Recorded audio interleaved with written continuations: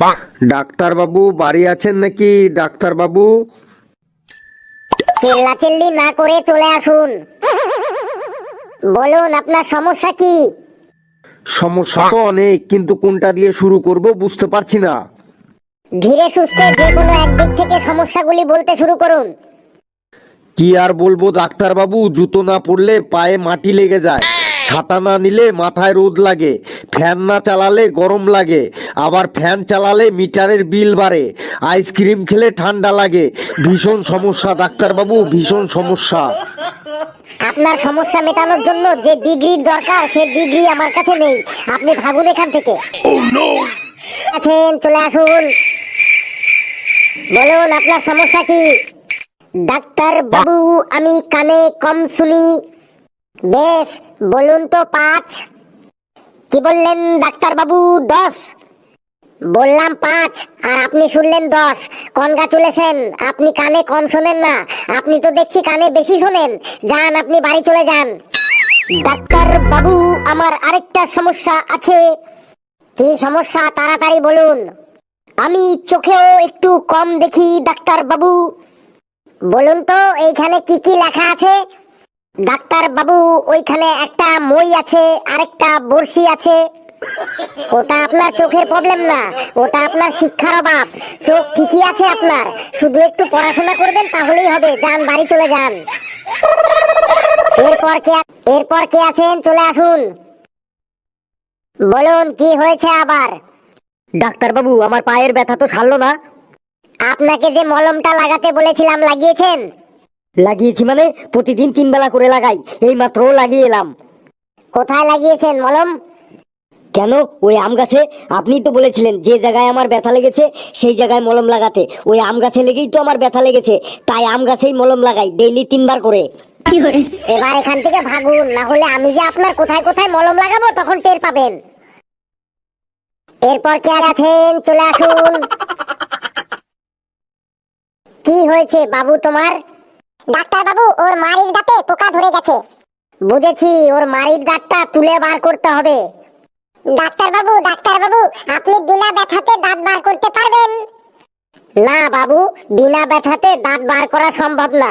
দাঁত বার করার সময় অল্প একটু একটু ব্যথা তো হবেই।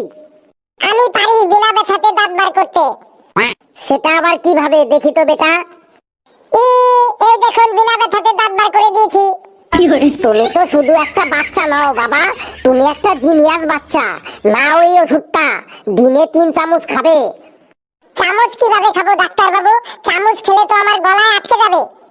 বললাম তো তুমি শুধু একটা জিনিয়াস বাচ্চাই নও, তুমি একটা ঝান্ডু বাম। যাও এবার এখান থেকে। আর শুনুন, আপনাকে বলছি আপনার ছেলেকে প্রতিদিন একটু করে খেলা করতে বলবেন। খেলাধুলা করলে ব্রেন ভালো থাকে আর শরীর স্বাস্থ্য ভালো থাকে। ডাক্তার বাবু ও প্রতিদিন ক্রিকেট খেলে। খুব ভালো, খুব ভালো। কতক্ষণ ক্রিকেট খেলে শুনি? যতক্ষণ মোবাইলের চার্জ না শেষ হয় ততক্ষণ ও ক্রিকেট খেলেই যায়।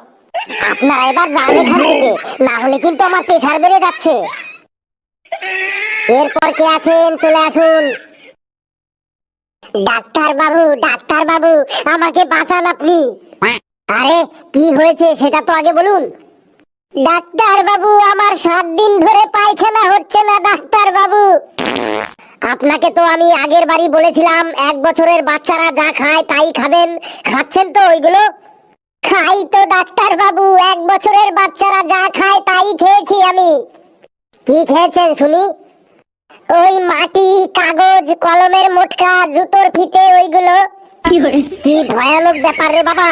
আমি বলেছি কি খেতে, আরে কি খেয়েছে? ওই সব খেয়েই তো আপনার পেটে গ্যাস হয়েছে, ভীষণ গ্যাস। সত্যি ডাক্তার বাবু আমার পেটে গ্যাস হয়েছে? যাক, এবার বাঁচা গেল।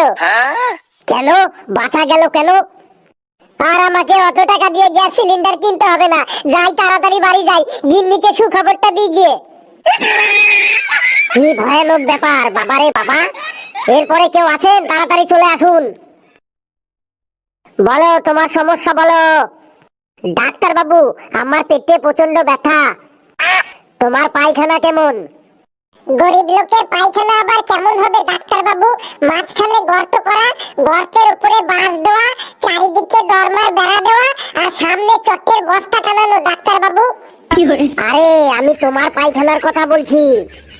হ্যাঁ ডাক্তার বাবু, আমি আমার পায়খানার কথাই বলছি। ওটা আমি নিজে হাতে বানিয়েছি ডাক্তার বাবু। আরে বাবা, আমি তোমার পায়খানার কথা বলছি। মানে সকালে তুমি কেমন পায়খানা করে এসেছো? খুব পাতলা ডাক্তার বাবু। কেমন পাতলা শুনি? একদম পাতলা ডাক্তার বাবু। আরে একদম কেমন পাতলা? এত পাতলা যে মুখে দিয়ে কুলি কুলি করা যাবে ডাক্তার বাবু। যান আপনি বাড়ি গিয়ে কুলি কুলি করুন গে, ভাগুন এখান থেকে। কত স্পিডে ভাগবো ডাক্তার বাবু? তুমি যাবে নাকি আমি উঠবো? ভাগতে বলছেন যখন ভেগেই যাই।